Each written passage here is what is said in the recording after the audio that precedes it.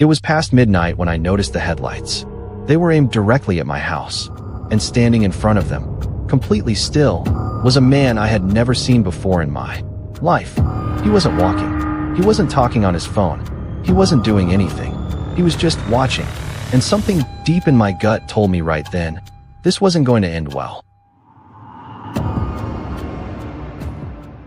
I'd lived on Clover Ridge Drive for almost 7 years.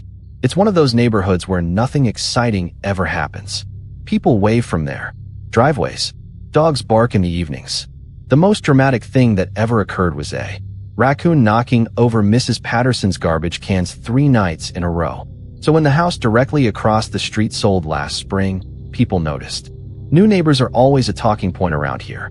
But weeks passed, then a full month, then 2. No moving trucks showed up. No lights turned on inside. No curtains, no welcome mat, no, nothing.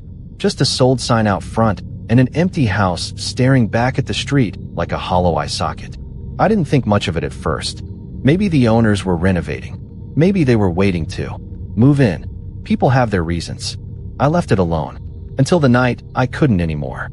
It was a Tuesday, a little after 1 a.m. I was sitting on my couch, halfway through a late-night movie, when a cold white light suddenly flooded my living room window. I figured it was a car passing through, but the light didn't move on. It just sat there, completely still, locked directly onto my house like a spotlight. I waited, maybe 30 seconds, maybe a minute.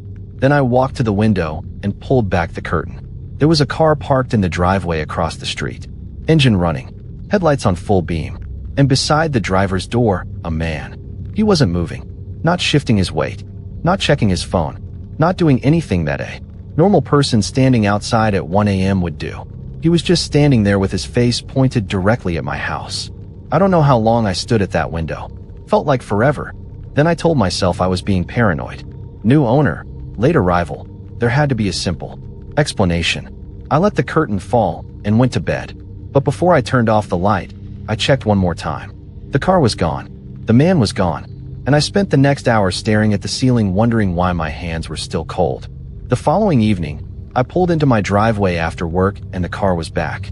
This time, parked cleanly, engine off, and the front door of the house across the street was wide open. Not cracked, not ajar, wide open. No lights on inside, no sounds, nothing moving. Just an open door leading into pure darkness in the middle of the afternoon. I stood in my own driveway for a solid 10 seconds just looking at it. Then I went inside and told myself to mind my own business. 3 more days passed. Same pattern. Car appearing and disappearing. No signs of actual life. No furniture deliveries. No groceries. No normal human activity whatsoever. And then my doorbell rang. It was 10:15 at night. I wasn't expecting anyone. I looked through the peephole and immediately felt the air leave my chest. It was him. Same guy from the driveway. Probably mid-40s. Dark messy hair. Thick beard that looked like it hadn't been touched in weeks. Wearing a faded flannel shirt and jeans with a tear across one knee. His face was completely flat. No nervousness. No friendliness. Nothing. He rang the bell a second time. I stood there for a moment.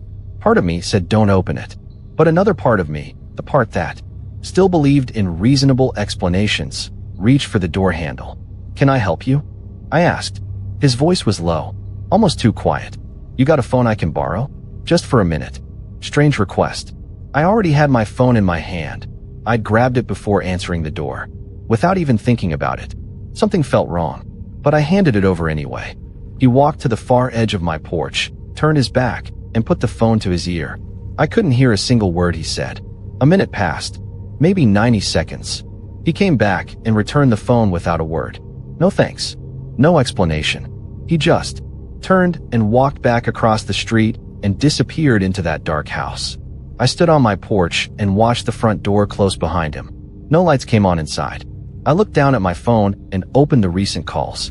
Nothing. No outgoing call. No incoming call. No call at all. He hadn't called anyone. So what exactly had he been doing? That question bored a hole through my head for the next 10 minutes. Eventually, I put my shoes back on and crossed the street. The front door was slightly open. I knocked. The door drifted inward on its own, just a few inches, like it had been waiting. The inside of that house was completely, absolutely empty. No furniture, No bags. No boxes.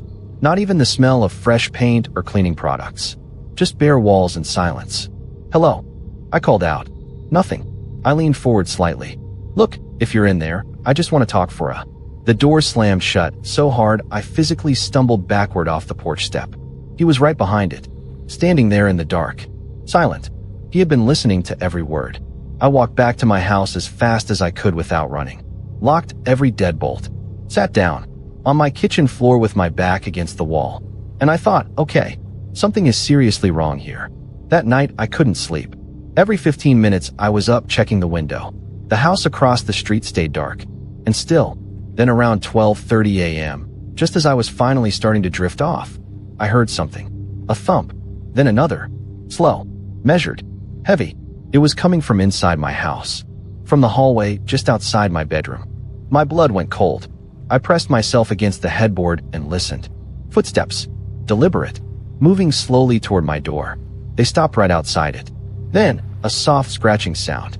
Like fingers dragging across the wood. I grabbed my phone and called 911. "Someone is inside my house," I whispered. "Please hurry." The operator kept me on the line. Officers were on the way. The footsteps moved again, back toward the stairs, then down. I cracked my bedroom door open. The hallway was empty. But at the bottom of the staircase, my front door was open. And standing in the doorway, with the outside dark behind him, was that man, staring straight up at me. This time he wasn't expressionless. This time he looked angry. I slammed my door shut and locked it. His footsteps came back up the stairs fast. Heavy. No hesitation. And then he hit the door. Hard. The whole frame shook. Then again. "Open it." His voice was low and flat. "I just want to talk." He kept hitting the door. I pressed my back against the wall and didn't make a sound. Then, silence.